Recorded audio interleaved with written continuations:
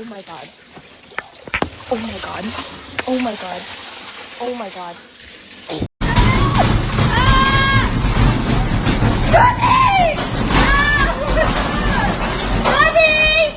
And then let's just see what happens.